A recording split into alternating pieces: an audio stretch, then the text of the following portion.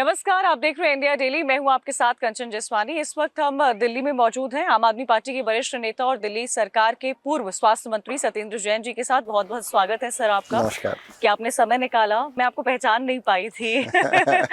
मेरा सबसे पहला सवाल आपसे यही है कि बहुत वेट रिड्यूस किया आपने, डेफिशिएंसी कही जाए, फिटनेस कही जाए, या एक अलग जर्नी थी जब आप अंदर थे?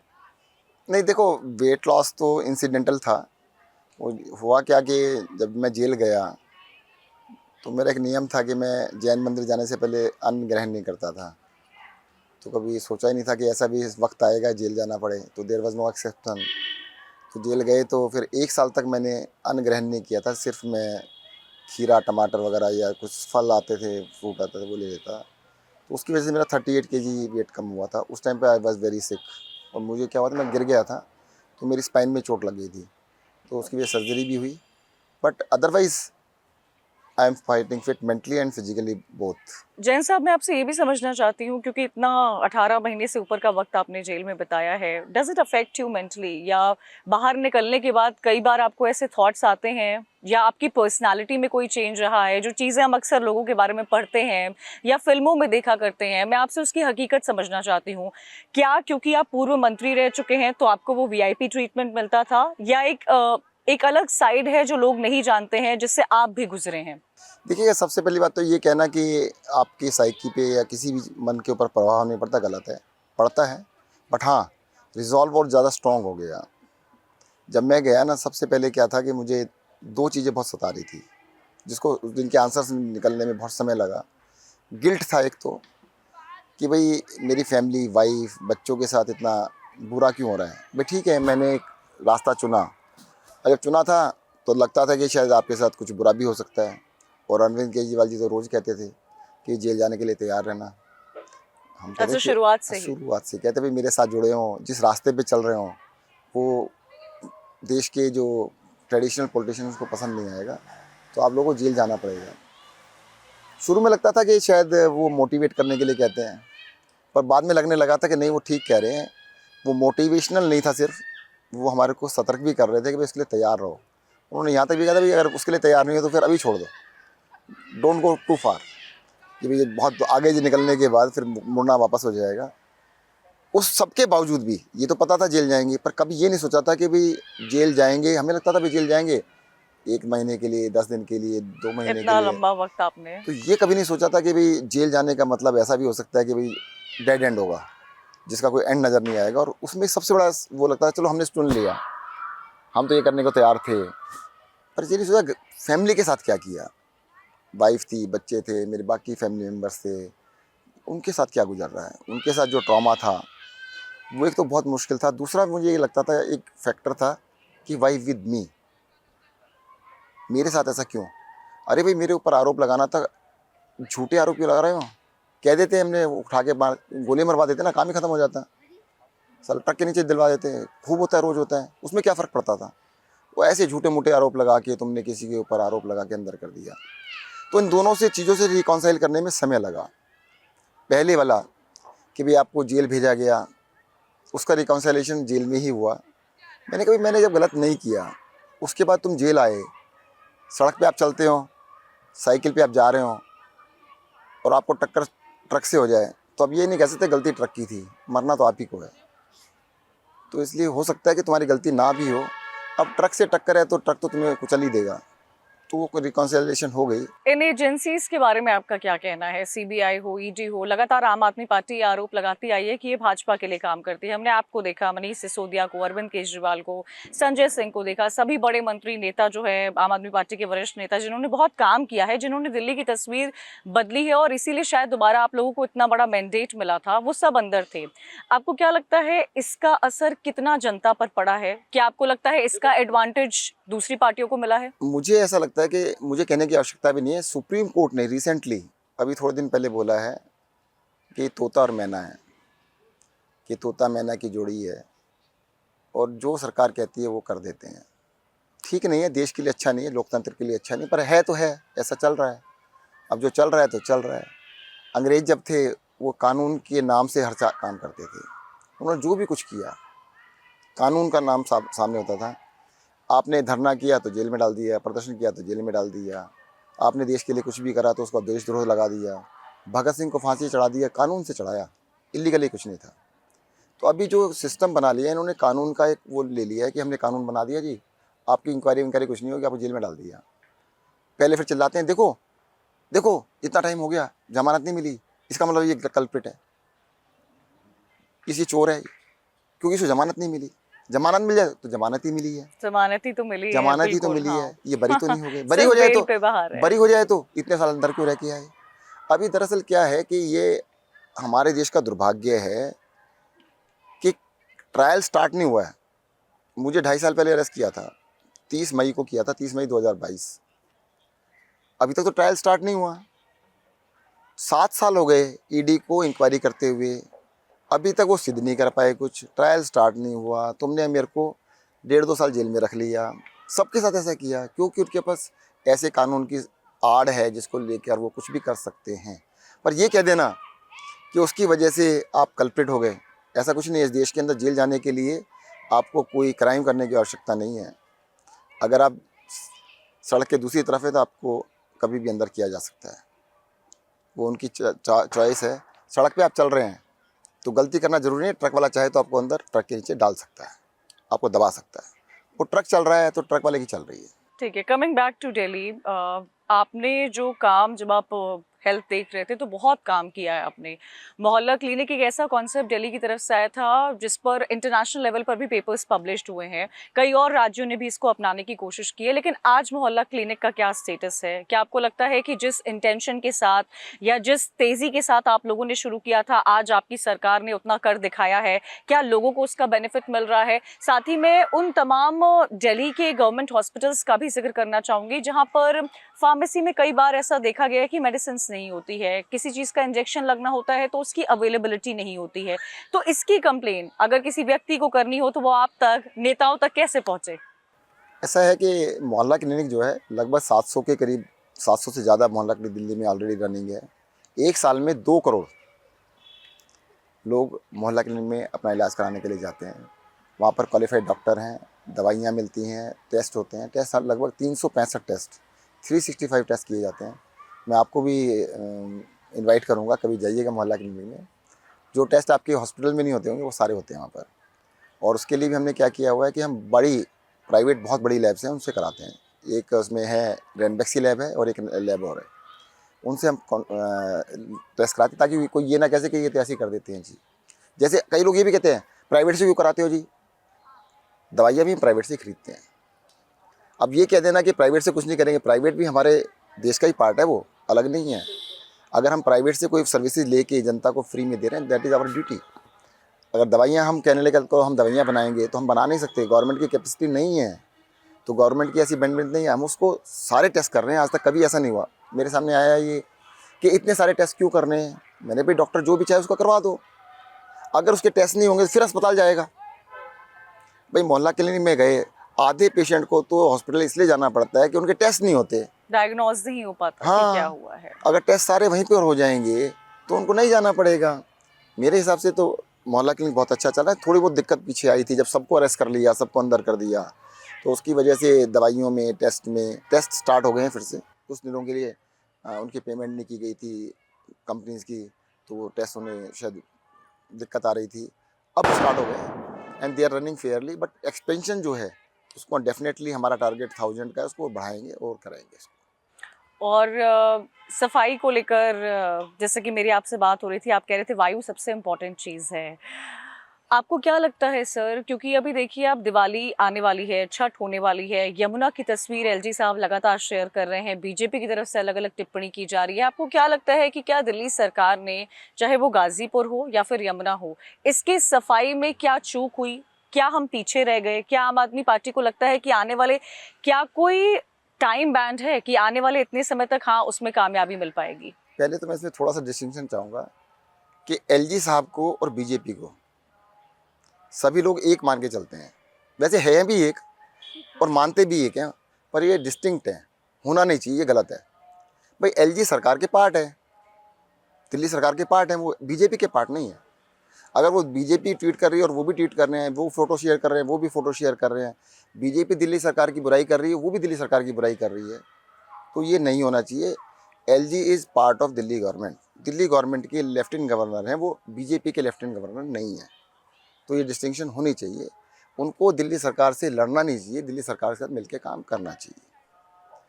तो पहले तो मैं कहना चाहता हूँ, बहुत सारे लोगों को गलतफहमी है, शायद मुझे लगता है आपने जब बोला तो आपको भी थी, आप कह रहे थे बीजेपी के, बोलना चाहिए था वैसे आपको कि नहीं बीजेपी मैंने के तो एलजी बोला आपने एलजी और बीजेपी बोला। उसका मतलब यही था कि बीजेपी वाले भी फोटो दे रहे हैं और एलजी साहब भी फोटो दे रहे हैं। क्यों दे रहे हैं भाई? एलजी साहब तो कोई पॉलिटिकल आदमी है नहीं। नहीं पर जैन साहब आपको नहीं लगता है जनता भी इस चीज को एक लेकर मिनट, क्वेश्चन पहले करती है? क्वेश्चन पे आ जाते हैं ना, पहले का मैं थोड़ा सा बता देता हूँ कि एलजी साहब बीजेपी के एलजी नहीं है, वो दिल्ली के एलजी हैं, दिल्ली सरकार के एलजी हैं, उनको दिल्ली सरकार के साथ मिलकर काम करना चाहिए। अब आगे बात, आपने दो क्वेश्चन एक साथ पूछे हैं, यमुना नदी का पोल्यूशन और एयर पोल्यूशन। मैं दोनों का एक एक करके जवाब दे देता हूँ आपको। यमुना नदी का जो पोल्यूशन है ना, कई सारों को लोगों को ऐसा लगता है कि शायद वहाँ पे फ़ोटो ऑप कराने से वो यमुना नदी साफ़ हो जाएगी। एक दिन श्रमदान करिएगा, 100 लोग ले जाइएगा, वहाँ पे कूड़ा बीन दिया, थोड़ा सा सफाई कर दी, वो यमुना नदी साफ़ हो गई। ऐसे यमुना नदी साफ़ नहीं होती। अगर ऐसे ही करना होता ना तो हम 1 लाख लोग लगाते, एक दिन में साफ़ कर देते। यमुना नदी में गंदगी जो है, उसका पानी गंदा है। क्यों है? गंदगी आती कहाँ से है? वो 2 सोर्स हैं। पहला आपके घर के टॉयलेट से, जो सीवर के अंदर पानी जाता है वो गंदा पानी है, उसको पहले सीवेज ट्रीटमेंट प्लांट के अंदर जाना चाहिए, वहाँ पे पानी साफ़ होना चाहिए, तब वो यमुना नदी के अंदर जाना चाहिए। पर दिल्ली के अंदर बहुत सारी कॉलोनी, सैकड़ों कॉलोनियाँ, बल्कि 1000 से भी ज़्यादा कॉलोनी ऐसी थी जिसके अंदर सीवर लाइन ही नहीं थी। तो उनका सारा का सारा सीवर का पानी वो सीधा नालों से होते हुए यमुना नदी में जाता था, अभी भी बहुत जगह जा रहा है। जब वो पानी गंदा है, वो ट्रीटेड है ही नहीं, तो यमुना कैसे साफ़ हो जाएगी? आप रोज़ाना कहते हैं कूड़ा बिनते रहो, उससे कुछ नहीं होने वाला। वो तो फोटो ऑप है, दिखाना है लोगों को, हमने ये एक दिन साफ़ करके दिखा दिया, ऐसे क्या होगा? आप दूसरे तरह समझिएगा, एक गिलास दूध लीजिएगा, उसमें 2 चम्मच पानी आप अपने टॉयलेट का निकाल के डाल लीजिएगा, पी लेंगे क्या? नहीं पी सकते उसको, वो पीने लायक नहीं है।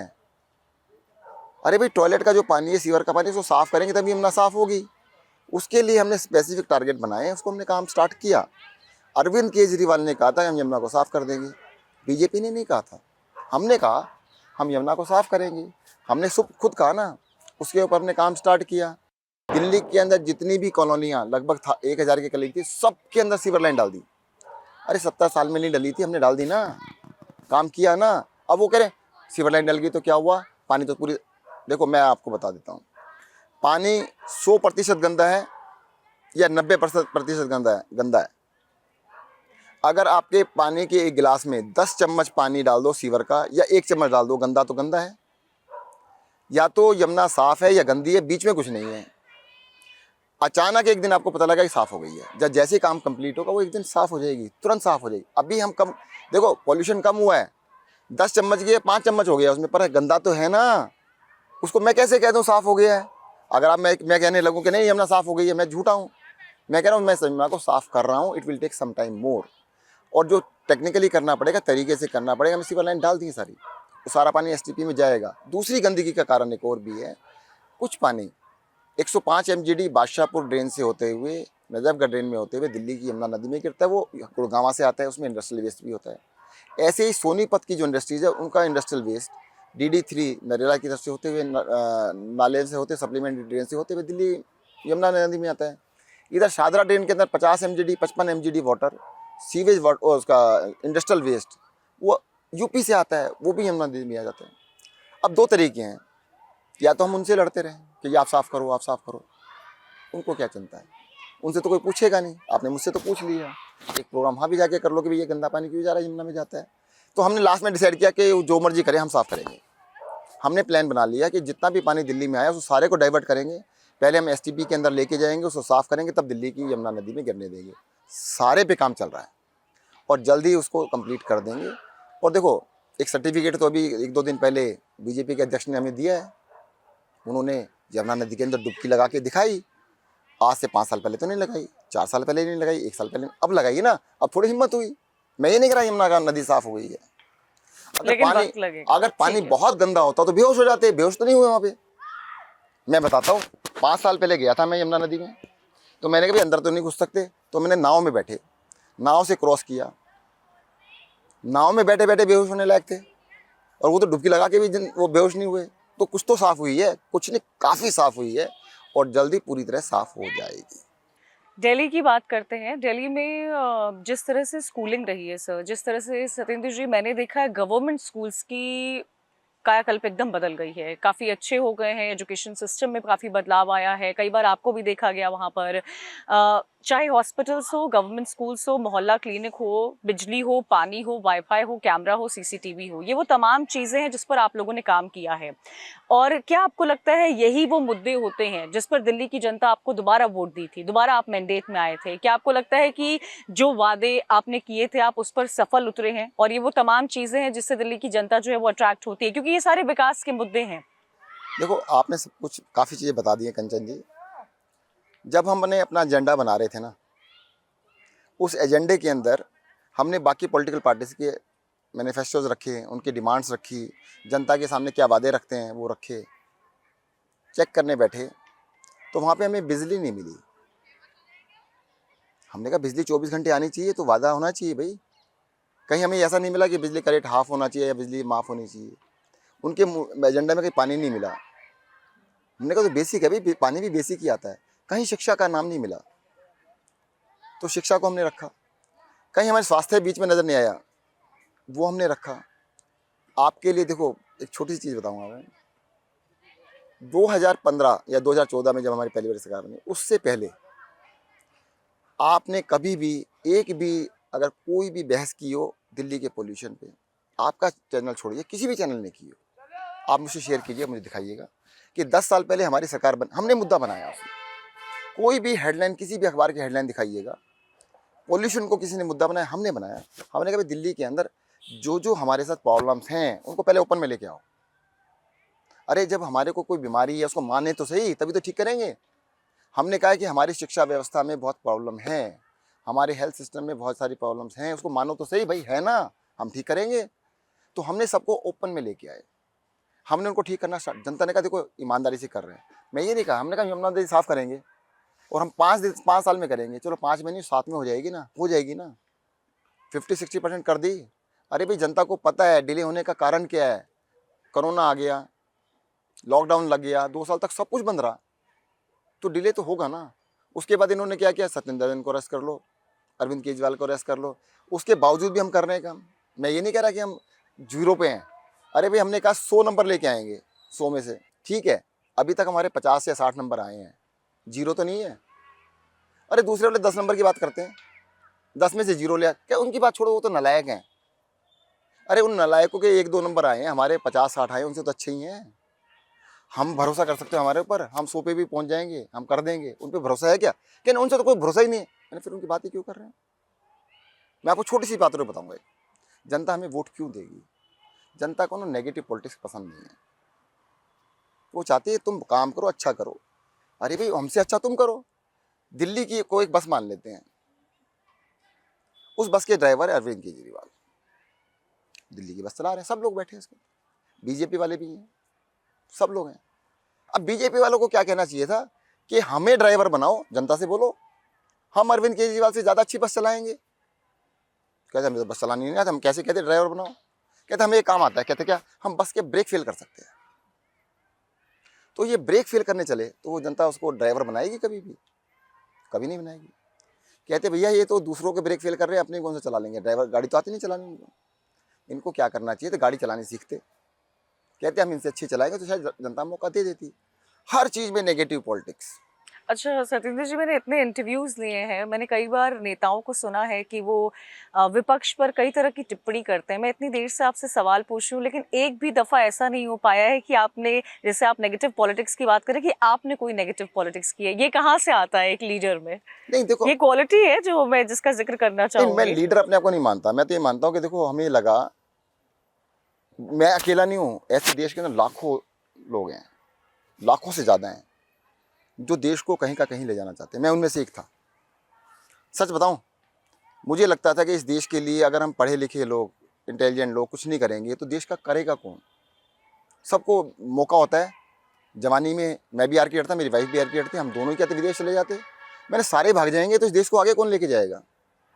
तो हमें यह रहता है कि कुछ ना कुछ करके दिखा दो। तो वो कुछ करने की इच्छा तो पॉजिटिव तो कर पाएंगे, नेगेटिव से क्या होगा। अरे मैं आर्किटेक्ट हूँ, घर बनाने के अंदर कितनी मेहनत होती है, 1 साल 2 साल लग जाते हैं। गिराने में क्या लगता है, जेसीबी लाओ गिरा दो। तो जो नेगेटिव पॉलिटिक्स है, केजरीवाल को गालियाँ दो, केजरीवाल ने ये कर दिया, अरे छोड़ो यार, उससे अच्छा करके दिखा दो ना। हमने मोहल्ला क्लिनिक बनाए, पूरे देश में कॉपी कर लो। कोई सलाह चाहिए तो हम देंगे, देश हमारा है, आपका नहीं है, सबका है। हमसे जो चाहिए हम करेंगे, पूरे देश के लिए करेंगे। अरे भाई हमने स्कूलों को ठीक किया, कॉपी मारो ना, पूरा देश ये किया। हम तो क्या कर लेंगे, छोटी सी पार्टी, इतनी सी पार्टी हमारी।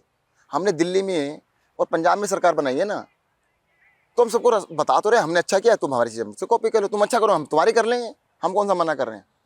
कहते हम तो कुछ अच्छा करेंगे नहीं। मैंने कोई नहीं, कभी तो करोगे, नहीं करोगे तो हम आ जाएंगे वहीं वहाँ पे। तो दरअसल क्या होता है कि हमारे को अगर कुछ भी कंस्ट्रक्टिव करना है तो करके दिखाना पड़ेगा, सिर्फ दूसरे की कमी निकालने से कुछ नहीं होगा। हमें अच्छा काम करके दिखाना है।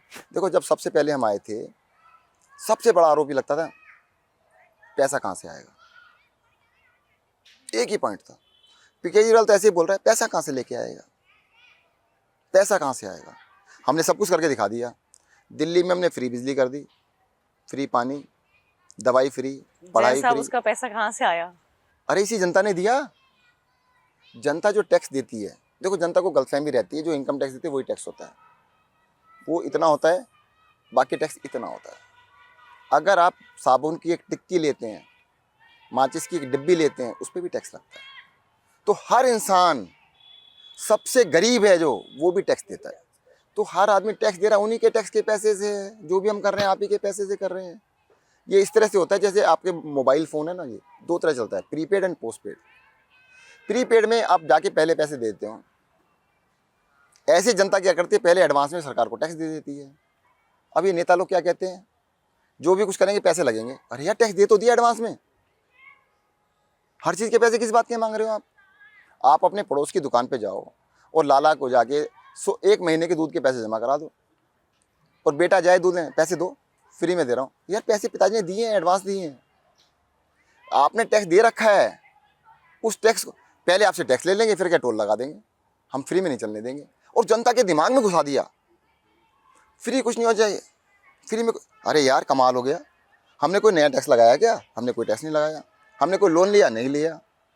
तो हमने उसी पैसे के अंदर अगर जनता को सुविधाएं दे दी तो क्या गलत किया। दूसरी बात, देखो आपके 2 टेम्पलेट है, एक है डेवलपमेंट का टेम्पलेट, एक है नीचे जाने का।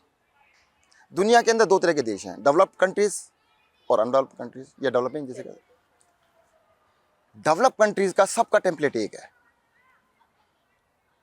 सर जिस तरह से हम चल रहे हैं ना कंचन जी, हम डेवलप कैसे होंगे। हम तो हर चीज़ को कहते फ्री देंगे नहीं।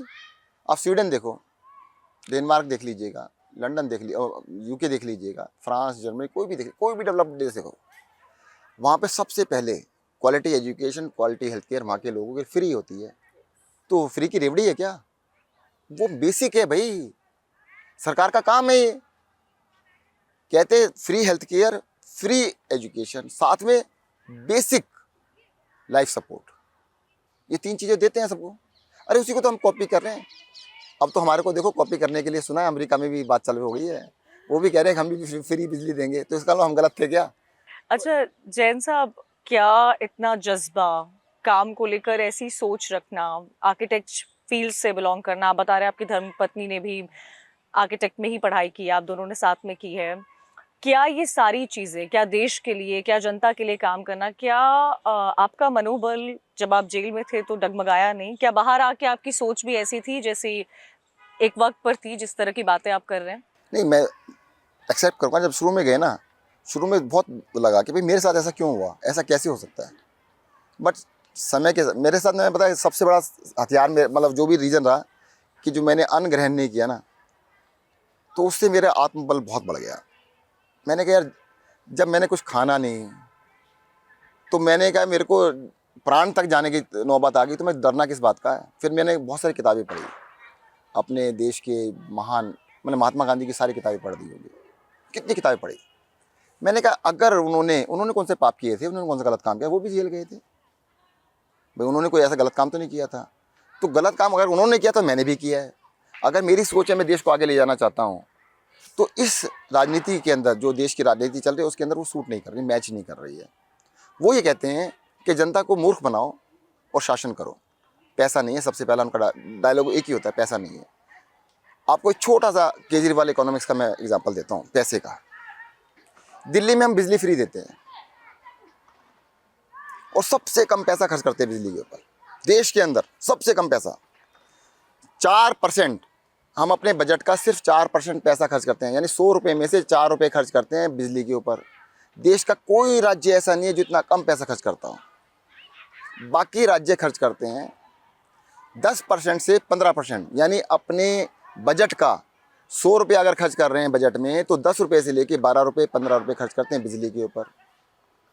हम बिजली डायरेक्टली जनता की फ्री कर देते हैं। 200 यूनिट बिल आया, 800 रुपये बिल है, हमने फ्री कर दिया। 400 यूनिट का बिल मान लो 1400-1500 है, हमने हाफ कर दिया, डायरेक्टली जनता को गया। हमारा खर्चा कितना आया? 100 रुपये में 4 रुपये, और जनता की बिजली, लाखों लोगों की बिजली फ्री हो गई।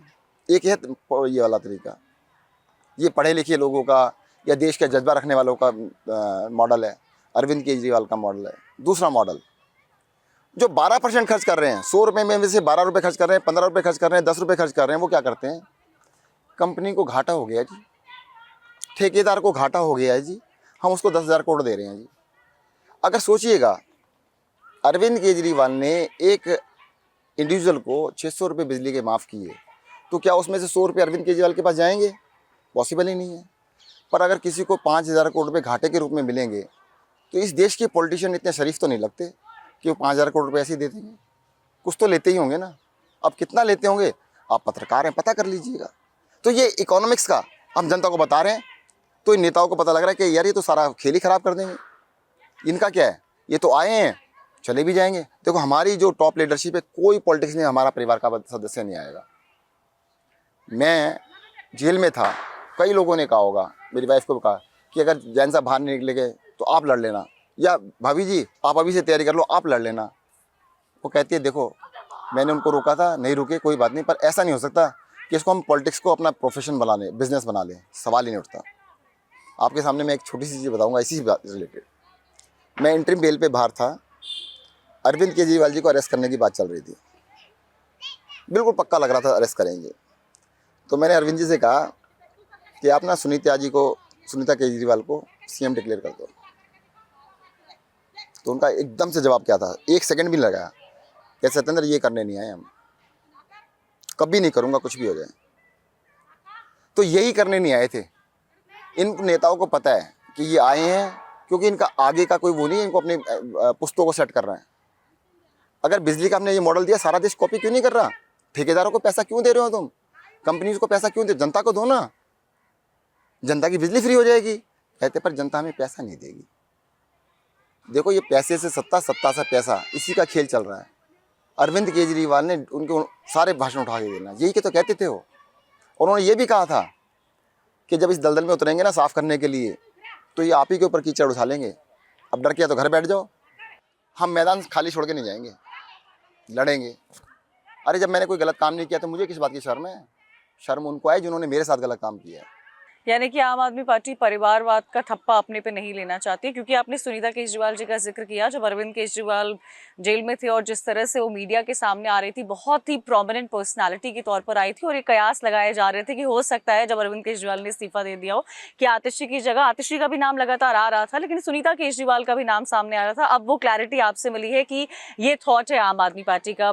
जाते जाते मेरे 1-2 सवाल है जो मैं समझना चाहती हूँ आपसे। इंडिया गठबंधन में आपकी पार्टी है। सर जब हरियाणा में चुनाव हुए थे, जो नतीजे थे कांग्रेस के वो सामने हैं, जम्मू कश्मीर में कांग्रेस का क्या प्रदर्शन था वो भी सामने है, आम आदमी पार्टी का भी सबके सामने प्रदर्शन रहा है। ठीक रिजल्ट्स आने के 1 दिन बाद आप लोगों ने ये कहा कि दिल्ली में हम जो चुनाव है वो आम आदमी पार्टी अकेले लड़ेगी, वो कांग्रेस के साथ नहीं लड़ेगी। तो क्या समझा जाए कि क्या इंडिया गठबंधन में या सेंटर को दिखाने के लिए या मीडिया को दिखाने के लिए आप कांग्रेस के साथ हैं? क्या जब दिल्ली में इलेक्शन होंगे तो आप कांग्रेस के साथ, या किसी और स्टेट इलेक्शन में आप कांग्रेस के साथ नहीं नजर आएंगे? देखो वैसे मैं बताऊं, मैं 2.5 साल से ना पॉलिटिक्स से बहुत दूर रहा, और अभी भी देखो मैं बैठा हूं सरस्वती विहार में। ये पॉलिटिक्स से 30 किलोमीटर दूर है, सेंट्रल दिल्ली से 30 किलोमीटर दूर है। क्योंकि मैं 2.5 साल तक बाहर रहा, तो मैंने कभी अब मैं अपने लोगों से मिल लूँ, बातचीत कर लूँ, थोड़ा सा परिवार के साथ भी रह लें। बट जहाँ तक मुझे लगता है, दूर रहते हुए भी जो लगता है, इंडिया गठबंधन के अंदर देखो, सेंटर में तो पूरी 100% साथ में सब हैं। स्टेट लेवल पर तब भी अलग अलग थे, जब गठबंधन में तब भी दिल्ली पंजाब के अंदर आम आदमी पार्टी और कांग्रेस अलग अलग लड़े थे। तो मुझे लगा स्टेट लेवल पर तो टाइम टू टाइम पता लगेगा, बाकी मुझे बहुत ज़्यादा पता नहीं है। थोड़े दिनों में क्लैरिटी होगी तो मैं बता दूंगा आपको। दिल्ली इलेक्शन में क्या आप उतरेंगे चुनावी मैदान में? एक मंत्रालय का पद भी खाली है, क्या आने वाले दिनों में हम आपको देखेंगे पद लेते हुए? ऐसा है, इलेक्शन लड़ेंगे या नहीं लड़ेंगे, परंतु जिस काम के लिए आम आदमी पार्टी बनी है, अरविंद केजरीवाल ने जो मुहिम स्टार्ट की है, उससे पीछे नहीं हटेंगे। जो भी पार्टी मुझे आदेश देगी कि भाई आपने संगठन का काम करना है, आपने पार्टी को आगे बढ़ाना है, आपने झाड़ू चलाना है, झाड़ू चलाने का आम आदमी पार्टी का सिंबल है जो, उसको जनता तक लेके जाना है या लोगों को समझाना है, वो भी एक बहुत बड़ा काम है। तो वो काम करना है, वो भी करेंगे। अगर वो कहते हैं नहीं इलेक्शन लड़ना, तो वो भी लड़ लेंगे, उसमें कोई दिक्कत नहीं है। तैयारी है आपकी तरफ से पूरी? पूरी दिल्ली के लिए मैं सारे सबके लिए काम कर रहा हूँ। We are always ready. मतलब ऐसा नहीं है कि इलेक्शन लड़ने के लिए कोई अलग से तैयारी की जरूरत है। हम तो कहते हैं कल इलेक्शन करा लो, हम कल के लिए तैयार हैं। अच्छा, मेरा आखिरी सवाल, आप 40-45 साल से इसी एरिया में रह रहे हैं, राइट? आज 45 ईयर्स हो गए पूरे। आपने मुझे बताया कि जिस घर में आप रहते हैं वो आपके पिता का बनाया हुआ घर है। कोविड में you lost your father. Father से भी आपकी अपनी अटैचमेंट थी, क्योंकि आपने आर्किटेक्ट किया हुआ है। आपके मन में कभी ऐसा आया नहीं? जब मैं नोएडा से इस तरफ आ रही थी, मुझे कई सारे ऐसे बहुत आलिशान घर दिखे।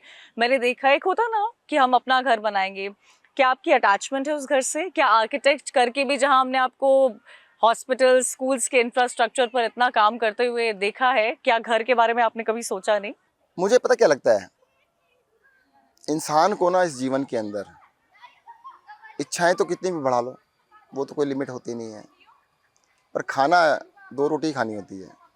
अगर इच्छा बढ़ा के 100 रोटी खा सकते हो, तब तो इच्छा बढ़ा लो। कपड़े भी एक जोड़ी पहनने होते हैं। हम अननेसेसरी में अपनी इच्छाओं को बढ़ाते चले जाते हैं, बढ़ाते चले जाते हैं। होता क्या है, जिस सोसाइटी ने आपको बहुत कुछ दिया है। मैं तो देखो, जब बचपन में थे, मेरे फादर टीचर थे। मैं ये कह सकता हूँ कि भाई गरीब ही थे हम तो। गरीब कैसे, आप कहोगे गरीब टीचर गरीब कैसे होते हैं? मेरे फादर को 160-165 रुपये मिलते थे, बाद में 200 रुपये मिलने लगे महीने के। तो घर का गुजारा बड़ी मुश्किल से चलता था। और मुझे एग्जाम्पल आज भी याद है। आप बिल्कुल ऐसी जगह बैठे हैं, वो सामने वाला घर है, वहाँ पे हमारी आंटी जी थी, मिसिस शर्मा। मैं 11वीं क्लास में पढ़ता था और मेरी खाकी के रंग की पैंट थी, इतनी ऊपर आ गई। पैंट ऊपर नहीं आई थी, मैं लंबा हो गया था एक्चुअली में। तो वो कहते अरे छोरे, तेरे देखिए तेरी पैंट कहाँ जा रही है। तो तब मुझे पता लगा मैं लंबा हो गया हूँ। 2 ही पैंट थी, तीसरी बनवा नहीं सकते थे, और हर साल बन नहीं सकती थी। मैं लंबा हो गया तो मेरे पिताजी के पास इतने पैसे थे नहीं कि नहीं बनवा दें। अब किसी वजह से मेरे फादर ने सबसे बड़ा काम क्या किया, अपने बच्चों को पढ़ा दिया। पढ़ लिखने के बाद पढ़ा दिया क्या मतलब, सोसाइटी ने किया ना हमारे लिए। अरे मैं छोटा सा था, एक खिड़की थी हमारे, जब पुराने घर में रहते थे, उस खिड़की में रोज़ एक टाइम हवाई जहाज आता था। हवाई जहाज को देख के ना ये सोचते थे हवाई जहाज उड़ता कैसे है। कभी ये नहीं सोचा कि हवाई जहाज में बैठें। इच्छा नहीं हुई, मतलब इतनी हिम्मत नहीं हुई, हिम्मत नहीं थी कि ये सोच सके, इतना बड़ा सोच सके हवाई जहाज में खुद बैठेंगे। अरे वो बच्चा जो सोच नहीं सकता था हवाई जहाज में बैठेंगे कैसे, ये सोचता था उड़ता कैसे है। जब बड़े हुए तो एक दिन में 4-4 फ्लाइट में बैठने लगे। तो ये मन में आया कि इस सोसाइटी ने बहुत कुछ दिया है, तो हमें पे बैक करने की कोशिश जरूर करनी चाहिए। और सारे लोग ही बस बटोरने में लगे रहेंगे, सब कुछ इकट्ठा करने में लगेंगे, हमें पे बैक तो कुछ करना नहीं है, तो इधर समाज या देश कैसे चलेगा कैसे। मेरा 47वां बर्थडे था, मैंने बकेट लिस्ट बनाई। अपने ऑफिस में कॉन्फ्रेंस रूम में बैठा था, मैंने 10 चीज़ों की लिस्ट बनाई। बकेट लिस्ट होते मरने से पहले क्या करना है, वो मेरा लाइफ का टर्निंग पॉइंट था। 10 पॉइंट में क्या था, क्या क्या करूँगा मरने से पहले। अपनी मदर को अपने साथ तीर्थ यात्रा पे लेके जाऊँगा, लॉन्ग लॉन्ग लॉन्ग ट्रैक पे जाऊँगा, 2 दिन के नहीं, महीना 1.5 महीना। हैमॉक में लेट के समुद्र के किनारे किताब पढ़ूंगा, बुक लिखूंगा, मोटिवेशनल स्पीकर बनूंगा, लोगों के लिए काम करूंगा। अरे मैं आर्किटेक्ट था कि भाई हम जब फ्री में नक्शे बना दूं, लोगों के फ्री में काम करूंगा। तो इस तरह की मैंने 10 चीज़ें बनाई। 10 की 10 चीज़ें लिखने के बाद उसको 10 बारी पढ़ा होगा, मेरा दिमाग हिल गया। मैंने किसी भी चीज़ में पैसे का रोल नहीं है। जो मरने से पहले मुझे ज़्यादा सेटिस्फेक्शन देगी, जो दिल के ज़्यादा करीब है, उनमें पैसा तो नहीं चाहिए किसी में भी। अरे ट्रैक पे जाना, चले जाओ, किसने रोका है, चलना ही तो है। हैमक में बैठ के किताब पढ़नी है तो जाओ, लेटो और पढ़ लो, परंतु क्या छोड़ना पड़ेगा? ये रोज़ की ज़िंदगी तो छोड़नी पड़ेगी ना, जो पैसे के चक्कर में लगे हों। मैंने अपनी वाइफ को आके उस दिन बोला कि मैं जब 50 साल का हो जाऊंगा ना, उस दिन के बाद पैसे के लिए काम नहीं करूंगा। काम करूंगा सोसाइटी के लिए, काम करूंगा सोसाइटी को पे बैक करने के लिए काम करूंगा, पर पैसा कमाने के लिए नहीं करूंगा। तो मेरी वाइफ के मुंह से क्या निकला, मेरी तरफ से आज ही छोड़ दो, मुझे क्या फ़र्क पड़ता है। उसी साल मेरी वजह से, मेरे लिए अन्न आंदोलन स्टार्ट हुआ और 1 साल नहीं लगा, उसी साल मैंने सब कुछ छोड़ दिया। That was the last year. 1 साल के अंदर अंदर मैंने सब कुछ छोड़ दिया था। तो मुझे ये इच्छा रही कि भाई हमें कुछ ना कुछ पे बैक करने के लिए करना चाहिए सोसाइटी के लिए। मेरा एक चीज़ और मानना है, अगर कोई भी दिया है ना, उसका सबसे बड़ा काम जलना नहीं है, रोशनी करना नहीं है। उससे भी बड़ा काम क्या है कि उस दिए को बुझने से पहले कितने दिए जला दिए। तो मुझे ये भी लगता है कि बहुत सारे लोग कहते हैं कि नहीं, तुम इन बातों को शेयर मत किया करो। हमारे देश में समझाता है अच्छी बात को शेयर मत करो, कहते हैं नेकी कर कुएं में डाल। मैंने इसको बहुत सोच समझ के सोचा है। मैंने भाई नेकी कर फेसबुक पे डाल। कारण बता देता हूँ, जैसे बुराई फैलती है अच्छाई भी तो फैलेगी। अगर मैं कुछ अच्छा कर रहा हूँ, अरे मुझे देख के कुछ तो 2 तो अच्छा करेंगे, 4 तो अच्छा करेंगे, किसी के मन में तो आएगा हाँ कर सकते हैं। अरे मुझे जेल में रखा, मुझे तोड़ने के लिए रखा ना, 2.5 साल रखा, 2.5 साल पहले मुझे अरेस्ट किया, 1.5 साल जेल में बिता, उसके बीमार में। अगर मैं टूट जाता तो इस देश का जो नौजवान है जिसके मन में इच्छा थी, वो कोई सामने नहीं आता। अब मैं मानता हूँ, अरे भगत सिंह पैदा किए जिस ज़मीन ने, मुझसे ज़्यादा निडर और नौजवान आगे आएंगे। वो कहेंगे यार वो नहीं झुका तो हम भी आ सकते हैं। तो हमें कभी भी ये नहीं करना चाहिए कि मैं बुझ जाऊँ और दूसरों को ना जलाऊँ। तो हमारा मेन काम है कि हम दूसरे दियों को जला सकें। बुझने से पहले रास्ता दिखाने की कोशिश करनी चाहिए। और मैं ये कहता हूँ कि जो रास्ता हमने चुना है, आम आदमी पार्टी ने, अरविंद केजरीवाल ने, हम सब ने चुना है, उससे हम पीछे नहीं हटेंगे, बिल्कुल सीधा काम करेंगे। देश हमारा है। मैं फिर भी ये कहना चाहूँगा, पॉलिटिक्स को, मुझे लगता है पॉलिटिक्स को इलेक्शन के टाइम पे पॉलिटिक्स करनी चाहिए, बाकी टाइम पे हमें पॉलिटिक्स नहीं करनी चाहिए, सिर्फ काम करना चाहिए। बहुत बहुत शुक्रिया सत्येंद्र जैन जी आपका हमारे साथ जुड़ने के लिए। दिल्ली के पूर्व स्वास्थ्य मंत्री थे। मेरी तरफ से, इंडिया डेली की तरफ से आपको स्वास्थ्य से जुड़ी बहुत सारी शुभकामनाएं। दिवाली धनतेरस की भी आपको खूब सारी शुभकामनाएं। और इसी तरह, इसी सोच के साथ मुझे लगता है कि दिल्ली के नेता अगर काम करेंगे तो दिल्ली ही नहीं, पूरे देश की तस्वीर बदलने में ज़्यादा वक्त नहीं लगेगा। मैं बहुत बहुत शुक्रिया। नमस्कार कंचन जी, धन्यवाद। तो ये थे हमारे साथ दिल्ली के पूर्व स्वास्थ्य मंत्री और आम आदमी पार्टी के वरिष्ठ नेता सत्येंद्र जैन जी। तमाम ऐसी खबरों के लिए आप देखते रहिए इंडिया डेली।